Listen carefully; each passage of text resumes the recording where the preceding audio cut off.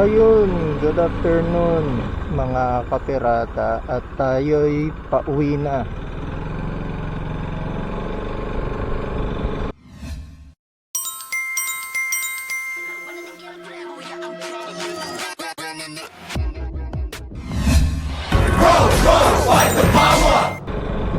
Ito yung lagi kong dinadaanan. Kasi dito na tayo sa nagdo-duty sa Pamna.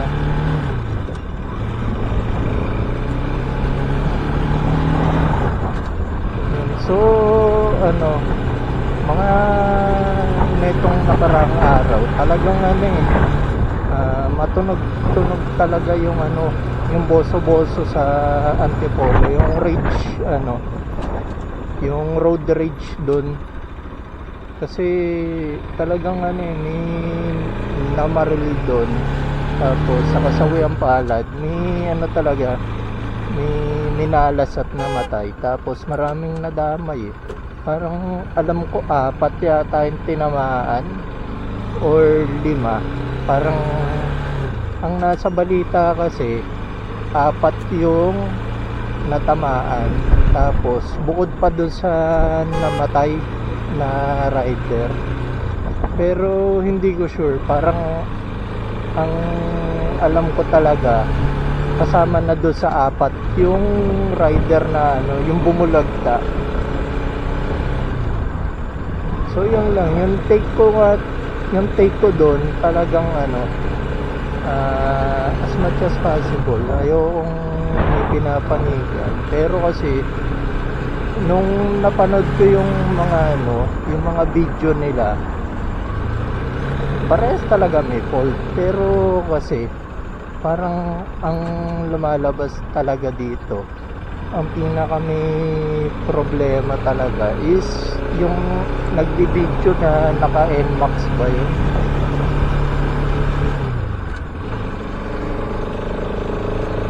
Hindi ko naman siya sinisisi, pero yung kasi talaga yung yung observation ko, saka yung observation din ng ibang tao. Kasi doon sa video, yung uncut version nung doon sa part na naglalaro sila nung tatay niya yata yung nakablong jersey, wala ka naman makikitang reaction na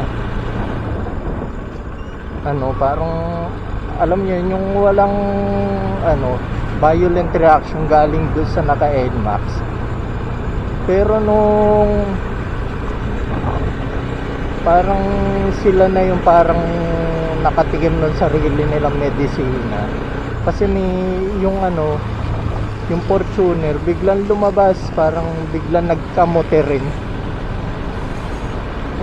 Muntik man yung tatay niya. So syempre dahil alam niyang kumakamote rin sila, hindi nila pinapansin. Tapos nangyari talaga yung gulo nung nagwala na yung tawag dito, nung parang nag-react na siya, nung muntika na daw siyang madikitan, parang ginigit daw siya, pero hindi naman siya ginigit, wala nga nangyaring gitgitan. Nakasignal nga yung Fortuner Fortuner? Talagang nagmamadali lang talaga yung Fortuner na na mag-drive. Pero tingin ko talaga wala namang gitgitan na nangyari. Sila nga parang ang nangyayari nga dun, sila nga kamuting-kamuti sa kalsada paano kung may katulad nilang OA mag-react, hinabol din sila, which is buti wala namang ganun. Yun nga lang kasi nung sila na yung nagrabyado, yung parang medyo parang sila na yung nagipit. Hindi ko alam kung ano yung nangyari doon sa lalaki na ka-NMAX. Parang biglang biglang naisip siguro niyang parang content to. Kahit hindi naman siya ginpit kasi makikita naman sa video. Siguro i-flash ko yung video. Talagang walang nangyaring gitgitan ng layo eh. Saka yung Fortuner, kada liko niya talaga, nagsisignal talaga siya. So, ang ano doon, nagmamadali lang siya pero wala siyang balak ma-aksidente. Walang kung ano mang balak siyang gawin talaga, kundi magmadali.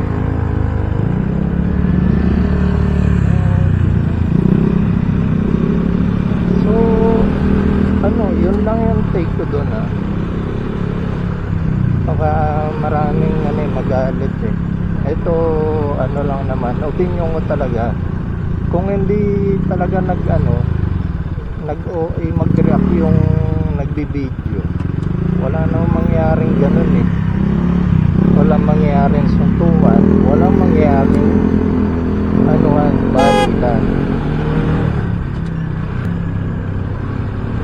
Pero dahil nga inuna nila yung init ng ulo, tapos hindi ko alam kung nag-asam ng content yung biglang hinabol nila yung naka-Fortuner. Kung hindi sana siya mag-react ng gano'n, wala naman mangyaring konfrontasyon eh. Hinayaan na lang sana nila kasi nagmamadali yata talaga yung Fortuner. Hindi sana, walang ginawian ng buhay, walang gano'n nangyari. Pero dahil siguro ewan ko, basta medyo talagang kahit tayo kung panigan yung naka-Fortuner kasi siya yung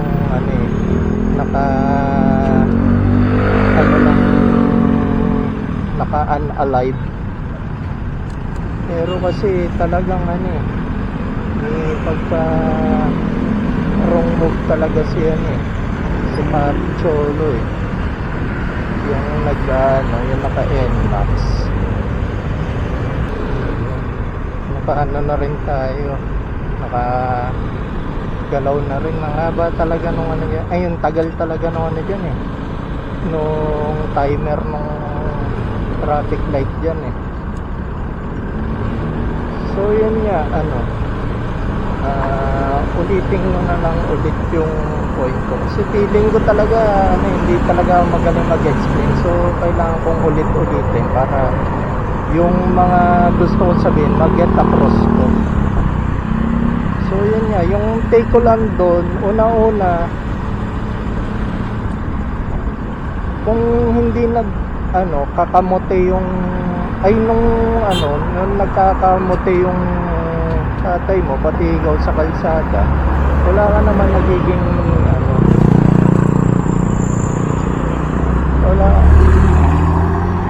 wala ka namang nakikitang violent reaction sa mga kasama nyo or doon sa mga nakakasabay nyo. Doon nga na video, singit kayo ng singit, yung tatay mo singit ng singit eh. May nag-react ba sa inyo? Wala, di ba? Tapos nung muntikan na yung tatay mo kasi nagmamadali din yung Fortuner, doon wala pa reaction. Pero nung parang hindi ko alam hindi ko talaga sure, pero parang alam mo yun, naghintay ng tamang pagkakataon na gumawa ng ng senaryo na parang gusto niyang palabasin nung nagbibideo na may mali yung Fortuner. Yun yung take ko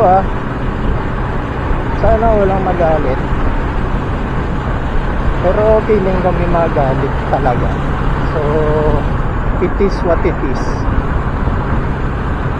So yun yan, nung kayo nagkakamote parang okay lang sa inyo, pero nung kayo ng nakahanap kayo ng katulad yung mag-drive na naka 4 wheels, parang ang sama-sama ng loob nyo, tapos parang ginawa nyo pa ng kwento. So yun yung unang take ko, ano, kung sana hindi na siya nagsumbong, hinayaan na lang, walang mangyayaring away. Wait lang, dumi ko.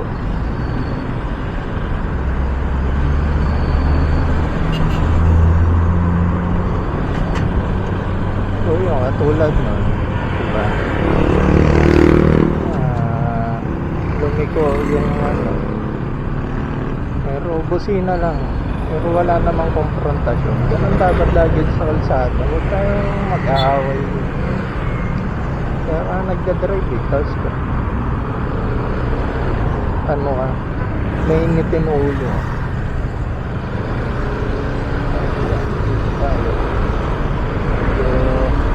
Kailangan na talaga natin sa minute.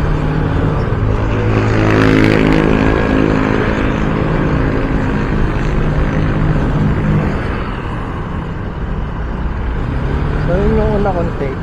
Yung pangalawa, kung sana hindi na nila hinabol, wala sanang mangyayari talagang gulo. Alam ko pa ulit-ulit ako, pero ano, ganun talaga eh.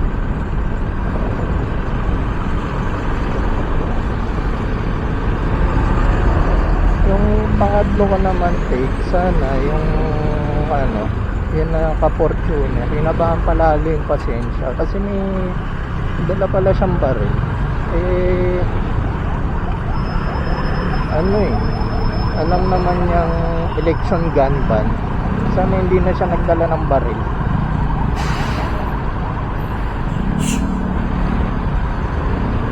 Yung alam mo yun, or sana kung may dala man siyang baril, dapat nung nalabas niya, hindi niya na tinutok doon sa ano, sa rider. At tinutok niya sa taas, nag-warning shot lang siya. Tapos ang mali pa nung naka-Fortuner, parang ano eh, di ba na ano niya na yung unalive niya na yung isang rider. Parang may hinabol pa siya ng ano eh, ng putok eh. Parang talagang may intent na. So parang doon talagang wala na siyang ligtas dun sa ano, sa murder. Parang hindi na siya lusot. Pero ang nag-warning shot siya sa taas, wala talaga siyang balak patamaan ng ano. Feeling ko naman magkukulasan yung mga ano na yan eh, rider na yan eh. Kasi matatakot na syempre, ikaw ba na may dalawang baril. Di sana yung naging kaso lang niya, election, yung sa ano lang, sa gun ban lang. Alam ko napakahirap gawin nun, kasi kung ako yung nalagay sa posisyon na yun, yung parang ginugulpi na ako, talagang possible na baka ganun din magawa ako. Pero syempre rationality lang, hindi ko na syempre rarat-tarating yung iba. Ang pinaka worst ko lang siguro magagawa, isang ano lang talaga, isang putok lang doon sa humahabol pa sa akin. Tapos yung third point ko, yun nga, gulpin eh, tapos parang naawat na. Ito namang rider, habol pa ng habol. Ayun, may pinaglagyan talaga. Ay nako, ang gulo na dito sa Pinas. I-post ko na lang talaga yung clip ng mga part na sinabi ko. I-insert ko na lang sa video para at least makita nyo ng ano, ng may context yung mga pinagsasabi ko. Hindi lang yung parang nagbe-base lang kayo sa sinasabi ko. Suntukan sila. Suntukan mo, gago.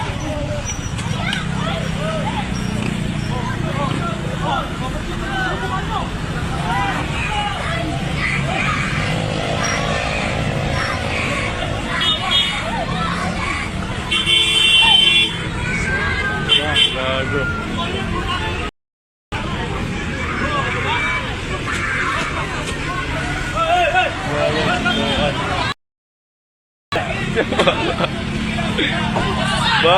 Suntukan sila.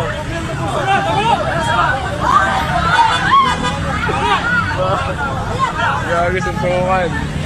Yeah! Okay na.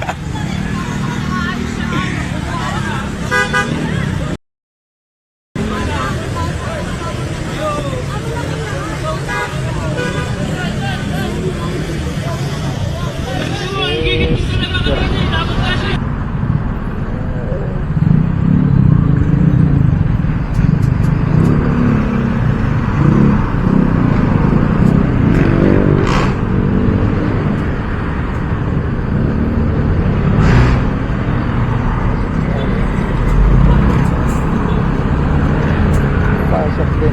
Doon talaga medyo kinakabahan ako eh kasi yung mga nilulusutan mo doon mga ano eh, mga malalaking sasakyan eh.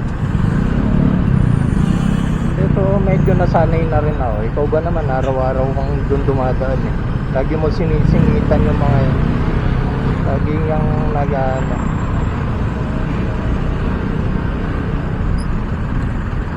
Ay nako, ang init. So yan guys, medyo nabanggit ko lang yun kasi talagang ano eh, hindi ako mapakali pag hindi ko napag-usapan yung mga gusto kong sabihin, yung parang mga nakita kong mali. Oops. Yung mga nakita kong mali sa mga bagay-bagay, so talagang i-voice out talaga yung opinion ko. Kahit alam ko medyo maraming magalit.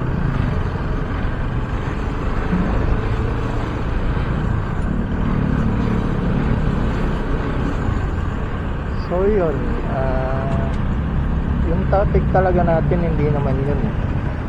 So ayun lang, sana maging lesson sa lahat to, lalo na doon sa sa rider, kasi sayaw man natin at sa hindi, alam naman natin na may part dun sa naka NMAX na sinisisi niya yung yung sarili niya, kasi kung hindi siya talaga eto lang yung yung take, ay hindi take, yung parang yung tingin ko, sa tingin ko iniisip ng lalaki, kung hindi siya nagsumbong at gaganon sa sa tatay niya, hindi naman, wala naman siguro mangyayaring ganon. At sana ano pa yung niya, yung tatay niya buhay pa, pero dahil sa kasawiyang palad nangyari. So talagang may part sa kanya na possible talaga na sisihin niya yung sarili niya. So para sa kanya at sa mga iba, lesson learned na sana para doon sa rider, isipin mo nang mabuti bago ka mag-react, lalo na sa kalsada, or ayun nga, huwag kang masyadong parang overreact, huwag kang masyadong mag-overreact sa lahat ng bagay, at i-double check or triple check mo muna kung talaga bang tama yung binabanggit mo bago mo sabihin. Parang lang yan eh, think before you click, pero parang think before you speak ang nangyari. Dahil nag-react na siya, ayun, nag-escalate yung nangyari. Para naman doon sa SUV tuloy, Fortuner, driver ng Fortuner, wala na eh, nangyari na. So ang talaga, tayo ko lang, kailangan mo talagang pagdusahan yung mga nangyari sa'yo. Kasi sabi nga nila, it takes two to tango. May aggressor ka, so nagawa mo yun. Pero siyempre wala namang mangyayaring kaso kung mo nilabas yung baril. So talagang ano, may fault din naman talaga yung na-opportunity. Dun sa mga nag-video naman, maganda yung ano, yung nag-video sila, at least may evidence. Pero kasi minsan ano parang yung mga tao masinuna na lang mag-video sa tumulong or umawat. So feeling ko kung inawat nila kagad yun, instead na yung iba mag-video nga, kung inawat kagad nila, hindi naman mag-escalate siguro sa ganun na yun. Parang mas mabilis sanang magdi-disperse yung ano, yung pangalan nito, yung away. Kaso yung iba nag-video, tapos meron pa ako napanood na video yung parang kinakantsawan pa. Tapos yun naman, nung nagkaputukan na, akala mo kung sinong makapag-react. Yung parang yung reaction niya is panic na panic.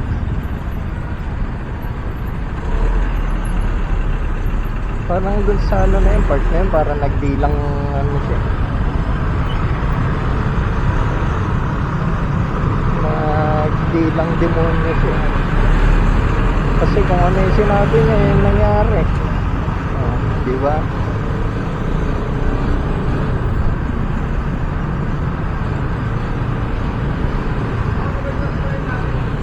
So yun lang, ano, nabanggit ko lang. Wala naman sana talaga ang balak itati, kasi ayoko talaga nakikisaw-saw sa mga ganyan katulad ng paulit-ulit ko sinasabi. So yung gusto ko talaga i-topic is ano, yung Semana Santa nga kasi nagbabalak talaga ako umuwi sa Quezon. Dahil ano, napanood ko nga yung viral video sa Boso sa Antipolo. Napareact ako, parang na ano na-invest na yung ano ko time ko dun parang invested na ako masyado.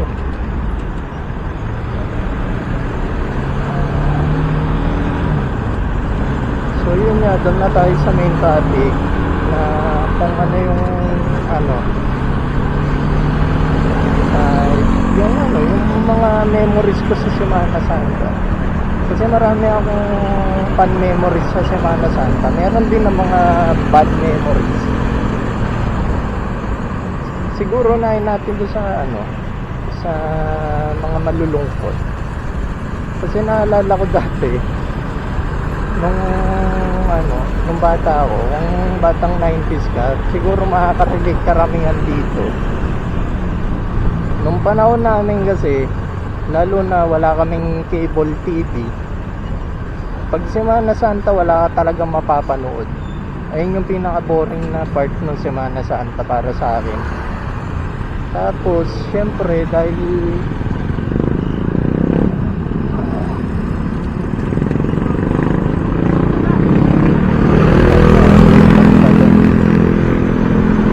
so yun nga, dahil Semana Santa yung mga ibang bata hindi rin naglalabas, so boring na boring talaga ako noon.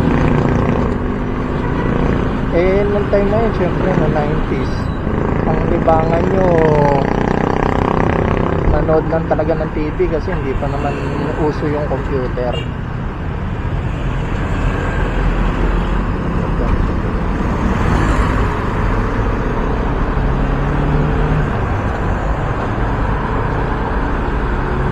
Tapos ayun nga, nung nauso naman yung mga PlayStation, yung mga computer, madalas pag Semana Santa sarado rin yung mga yan. Kaya talagang maboboring ka pag Semana Santa. Tapos wala pa kami dating ano, VHS. So wala na kami mapanood, wala na kami malaro. Tapos yung mga kalaro ko madalas ano pa, nasa probinsya. Parang alam mo yun, parang ano,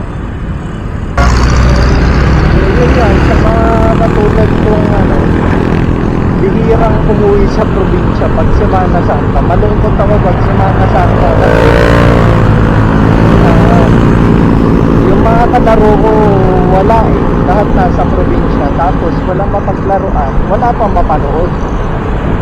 At ang pinakamasama pa doon, hindi pa uso dati yung ano sa amin, yung VHS saka DCD.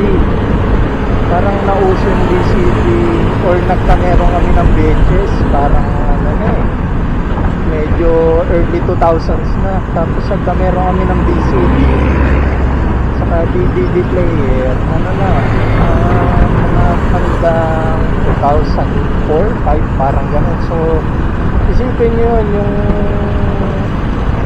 katagalang kung walang DCD, VHS. So isang ko inuubos yung oras ko pag ano, pag Semana Santa. Pero syempre nung nausod, nung nagka-VCD na kami sa mga VHS, tapos naging putok na yung mga computer shop, eh nabawasan na yung ano, yung pagka-boring ko pag Semana Santa. Parang ano, tuwing bakasyon, naabangan ko na siya. Nung college siya, kasi, ay college siya.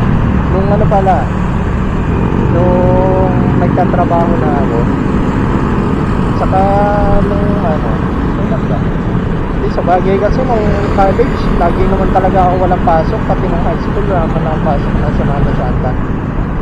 So yun nga, medyo nabawasan lang yung ano, yung pagka-init ko yung time na yun. Hindi naman sa hindi naman sa na-excite akong mag-Semana Santa. Pero ano, kung estudyante ka, syempre hindi mo naman siya hihintayin kasi wala kang rin namang gagawin pag Semana Santa. Eh pag mga month ng March talaga saka April, bakasyon naman talaga. Pero nung ano, ngayong nagtatrabaho, talagang hinihintay ko na mag-Semana Santa kasi ayun nga lang yung pahinga namin mahaba talaga eh. Talagang sure yun, walang pasok yun pag ganun. So, bukod doon, ano pa ba yung mga bad experience ko sa Semana Santa? Wala na siguro kasi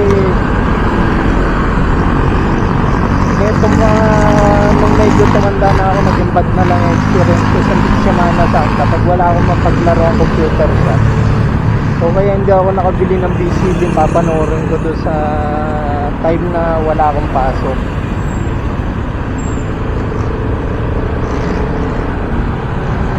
Siyempre dahil na ano na tayo doon sa ano, masasama experience ko, doon naman sa masaya. Ano nga ba yung bakit ako na-excite mag-Semana Santa ngayon? Kasi na-excite talaga ako mag-Semana Santa ngayon kasi nga, yun nga, mahaba yung bakasyon. Tapos katulad ko, pupunta ako sa ano eh, sa probinsya pag Semana Santa. Parang as much as possible gusto ko siyang parang gunitain ng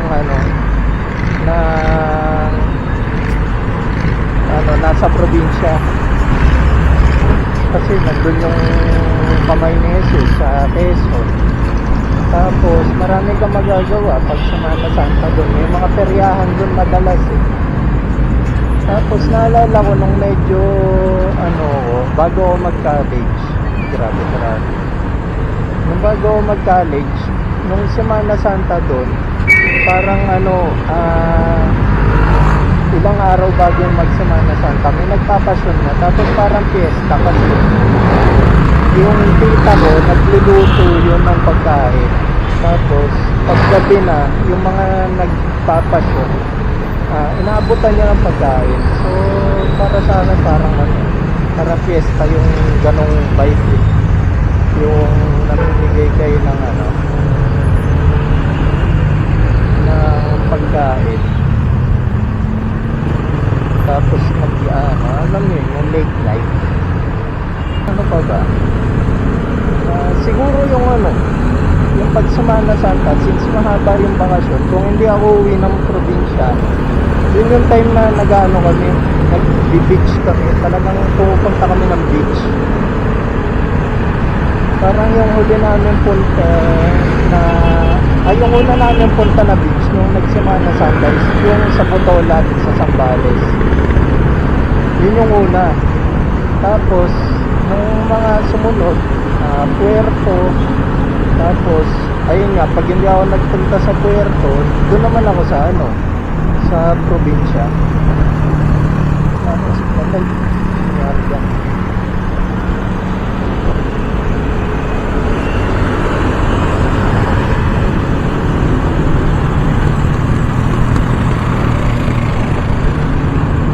So, yun, ano, pag tumanda talaga, tapos nagtatrabaho ka na, ma-appreciate mo yung Semana Santa eh.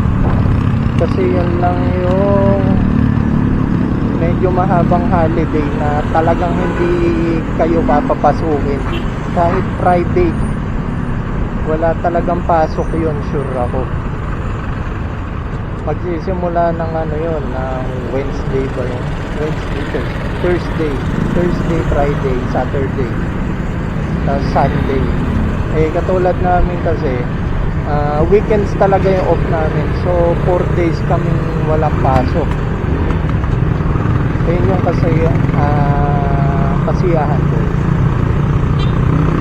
Tapos naalala ko pa, dati pag Semana Santa, pupunta kami ng grotto na bata ako. So, parang niyaya kami magpunta sa grotto ng mother ko or nung katulong kasambahay, sorry, kasambahay namin. Parang lagi kami sinasama doon. Tapos pag pupunta kami sa grotto, pagdating namin doon parang malaking festival kasi ang daming stall na bukas, ang daming yung mga kainan, ang daming mabibilihan. So yun yung nagpapasaya sa akin sa Semana Santa. Talagang kung wala kang mapanood ng ilang araw, yun lang talaga yung yung parang hihintayin mong masayang mangyayari, yung gagala kayo. Tapos ano ba? Siguro yun lang yung yung mga putingan pa, grabe. Yun lang yung masasayang experience ko at mga worst, yung mga masama. Basta pag Semana Santa ngayon sa akin, parang holiday talaga. Kasi napagbakasyon ako ng matagal-tagal.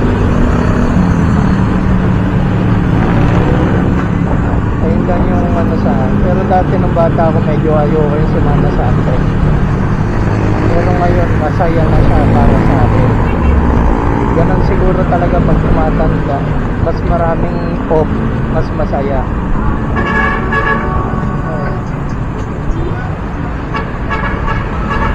So yun lang guys. Kung umabot kayo sa part ng video na to, hindi naman ako ng like and subscribe din. Tapos follow nyo na rin yung mga natin, yung Facebook, yung TikTok. Ano lang naman yan, pare-parehas. At Paxipirata at Paxipirata TV. Yun lang naman yun. So sige na nga, hanggang dito na lang. Bye na.